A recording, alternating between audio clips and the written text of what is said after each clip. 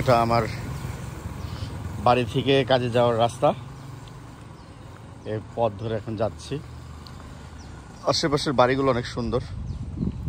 মালয়েশিয়ার স্ল্যাঙ্গরের প্যাটালিং জায়গা থেকে বলছি। এটা হচ্ছে সেকশন 17। জায়গাটা অনেক ভালো, নিরিবিলি, পরিষ্কার পরিচ্ছন্ন। সমস্যা হচ্ছে একটাই, এখানে একটু মশার উপদ্রবটা বেশি, এবং সেই সাথে যদি একটু বৃষ্টি হয় মুষলধারায় তাহলে সাপের আনাগোনা দেখা যায়। তবে এটা মালয়েশিয়ানদের জন্য খুবই একটা সহজ বিষয়, যেটা আমরা যারা বিদেশে থাকি বা বহির্বিশ্বের দেশ থেকে আসছি, আমাদের জন্য আসলে এটি অনাকাঙ্ক্ষিত একটি বিষয়। তারপরেও মালয়েশিয়ার এই শহরটা বেশ ভালো এবং উন্নত, কারণ এখানে বেশিরভাগ মানুষ চাইনিজ লোক বা চাইনিজ কমিউনিটি যারা আছে তারা থাকে। তো এর জন্য আপনি দেখতে পাচ্ছেন প্রত্যেকটা বাড়ির সামনে কিন্তু ডাস্টবিন দেওয়া আছে, এবং সেই সাথে এখানে রাস্তাঘাট কিন্তু একদম বেশ পরিষ্কার পরিচ্ছন্ন। এর আরেকটা কারণ হচ্ছে মালয়েশিয়ার মালায়া ইউনিভার্সিটি বা মালয় ইউনিভার্সিটি বা মালয়েশিয়ার যে জাতীয় বিশ্ববিদ্যালয়, সেটা এখান থেকে খুবই কাছে।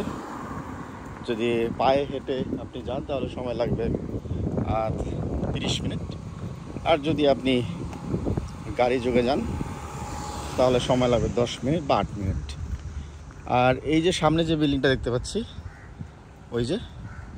ওই বিল্ডিংটা, ওটাই হচ্ছে মালয় ইউনিভার্সিটির একটি ছাত্রানিবাস।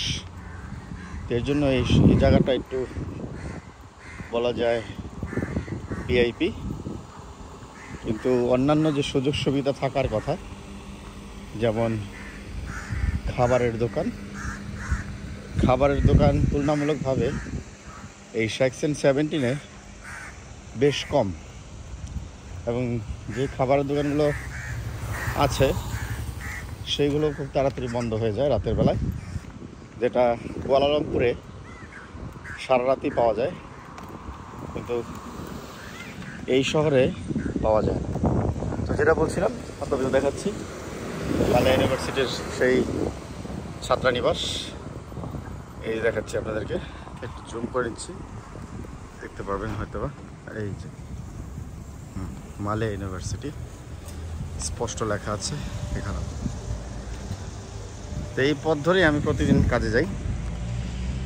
আজকে তো আরও ব্যতিক্রম নয়।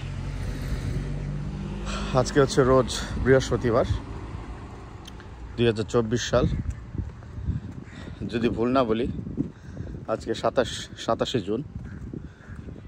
সো এই পথ ধরে যাই, আর আপনাদেরকে দেখাবো যে এখান দিয়ে যাওয়ার পথে খাবারের যে দোকানটা আছে, এই সেকশন 17-এর যদি 3টা খাবার দোকান থাকে, সেই 3টা খাবার দোকানের মধ্যে একটা দোকান হচ্ছে এখানে, আর 2টা দোকান অন্য পাশে, কিন্তু এগুলো বেশিরভাগ সময় বন্ধ থাকে। এই যে একটা দোকান, এই যে খাবারের মেনু, হ্যাঁ, এটা বন্ধ আছে আপাতত। এটা হচ্ছে মালয়েশিয়ান খাবারের দোকান, ফুড কোর্টও বলতে পারেন। অন্য সময় যখন খোলা থাকবে তখন দেখাবো। আর হচ্ছে ছাত্রাবাস, এখানে মালয় ইউনিভার্সিটির যারা বিভিন্ন দেশ থেকে পড়াশোনা করতে আসছে তারা থাকে এখানে এবং পড়াশোনা করে। এটা হচ্ছে একটা ফুড কোর্টে যে খাবারের দোকান বলছিলাম, তত ভালো না, জরাজীর্ণ। 3টা দোকান, একটা দোকান, 2টা দোকান, 3টা দোকান। এটা সময় ভেদে ওপেন করে এবং বন্ধ করে দেয়।